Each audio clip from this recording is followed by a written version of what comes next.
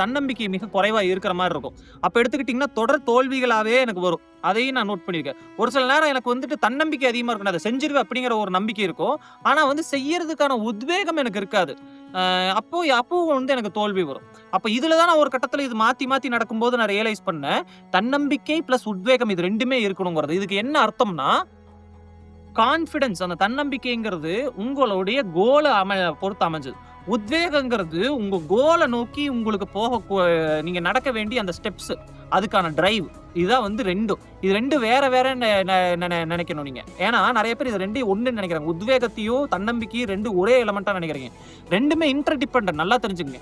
இது எப்படின்னா, காத்தும் மரமும் 2 இன்டர் டிபெண்டன்ட் தான். ஆனா காத்தும் மரமும் ஒண்ணா கேட்டா கிடையாது. காத்துனால தான் மரம் இயங்குது. மரத்து மூலமா காத்து பியூரிஃபிகேஷன் அடையுது. அப்போ இது நீங்க இந்த டிஸ்டிங்ஷன் தெரிஞ்சுக்கணும். மரமும் காத்தும் ஒண்ணுன்னு நீங்க கன்ஃப்யூஸ் பண்ணிக்க முடியாது. கரெக்ட்டா? அதே மாரி தான்